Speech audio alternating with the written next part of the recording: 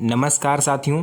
क्या पिता अपनी सारी प्रॉपर्टी किसी एक बेटे को दे सकता है? क्या ये पॉसिबल है? तो अगर आप भी इस सवाल का जवाब जानना चाहते हो या फिर प्रॉपर्टी से रिलेटेड अगर आप कोई भी जानकारी पाना चाहते हो तो इस वीडियो को ध्यान से देख लीजिएगा। अक्सर पिता पुत्र में जो प्रॉपर्टी को लेकर के विवाद होता है उसको लेकर के कुछ सॉल्यूशन है जो आज हम आपको इस वीडियो में बताने वाले हैं। तो चलिए बिना किसी देरी के इस वीडियो को स्टार्ट करते हैं और एक एक करके सभी पॉइंट्स आपको समझाते हैं।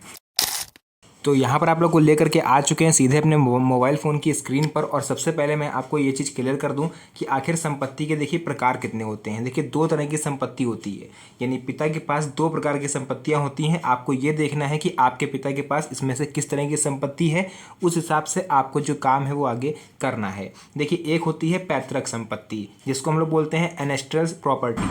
ये कौन सी प्रॉपर्टी होती है?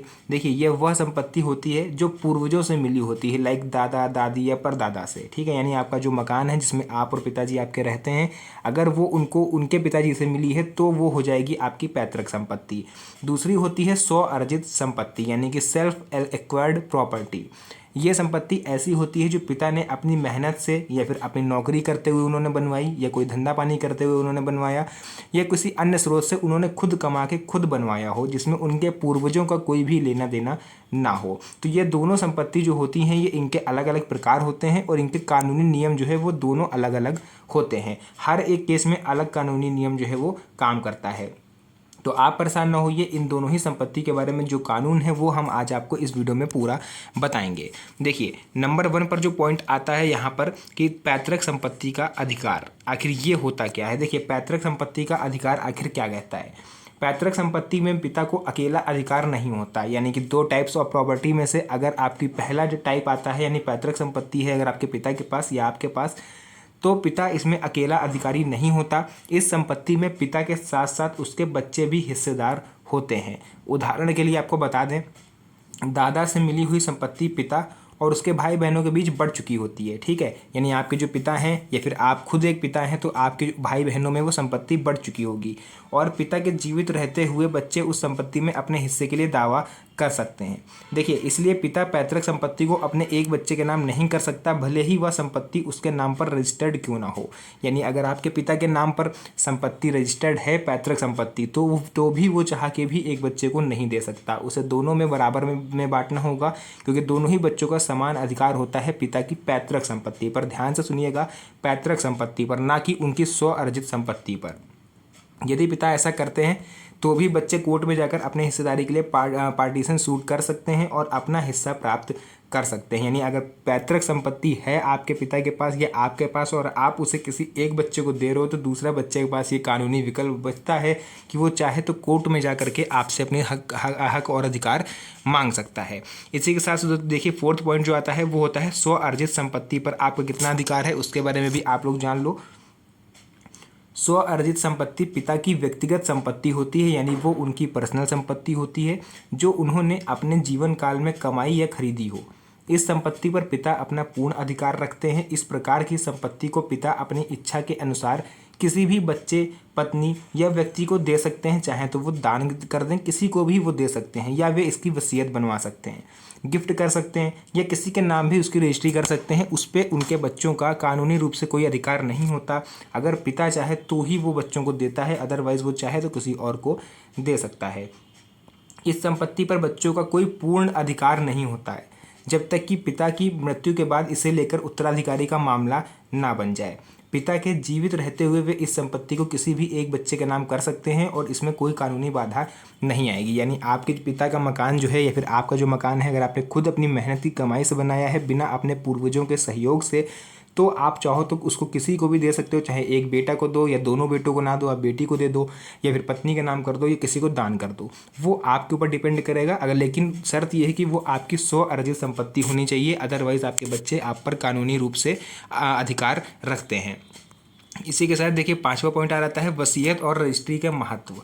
देखिए, वसीयत एक लिखित दस्तावेज होता है जिसमें पिता अपनी संपत्ति का पूरा विवरण स्पष्ट करते हैं कि वो किस तरह से उसको वितरित कर रहे हैं। यदि वसीयत में स्वअर्जित संपत्ति किसी एक बच्चे को दी गई है तो वह संपत्ति उसी बच्चे की मानी जाएगी जिसके नाम पर उनके पिताजी लिख गए हैं।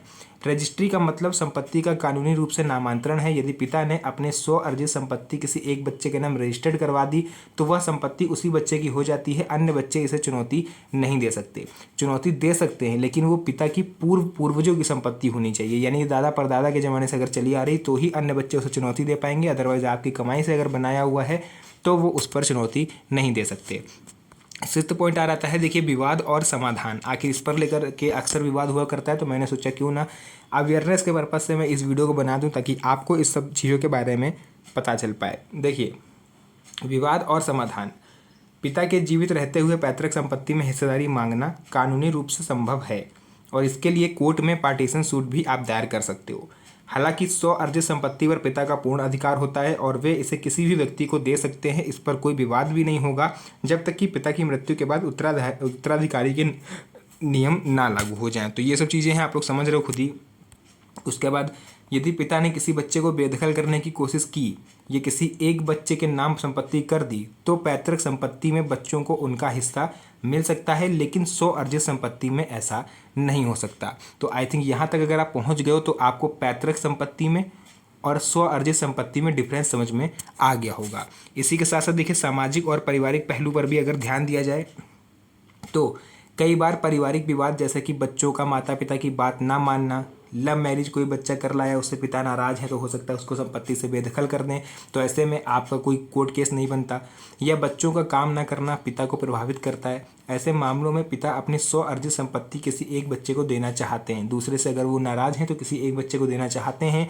यह कानूनी रूप से संभव भी है, लेकिन पैतृक संपत्ति में ऐसा नहीं किया जा सकता। अगर पिता जितना भी नाराज़ क्यों ना हो, उसे वो संपत्ति दोनों में बराबर से ही बांटनी पड़ेगी। और अगर वो किसी एक को दे के जाते हैं तो दूसरा बच्चा जो है वो कानूनी रूप से अपना अधिकार ले सकता है। इसलिए परिवार को इस बात की समझ होनी चाहिए कि संपत्ति का वितरण कानून के अनुसार ही होना चाहिए। अदरवाइज आगे चल के आपको प्रॉब्लम होगी, आपके परिवार को प्रॉब्लम होगी।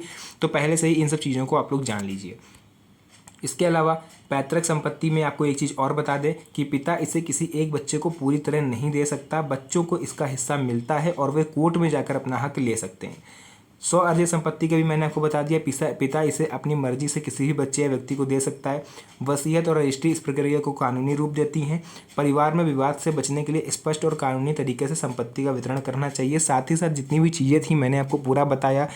पैतृक संपत्ति क्या होती है, स्वअर्जित संपत्ति क्या होती है, इसका बंटवारा कैसे करना चाहिए, किस चीज़ को लेकर के विवाद होता है और किस केस में आप अपना अधिकार ले सकते हैं, किस केस में नहीं। तो मैंने जो भी चीज़ें थी पूरा क्लियर बता दिया है। वीडियो पसंद आई तो वीडियो को लाइक करके चैनल को सब्सक्राइब जरूर कर लीजिएगा, क्योंकि इस तरह की वीडियोज़ मैं आपके लिए बनाता रहता हूँ। तो मिलेंगे आप सभी से नेक्स्ट वीडियो में एक और अच्छी इंटरेस्टिंग मज़ेदार वीडियो के साथ। तब तक के लिए धन्यवाद।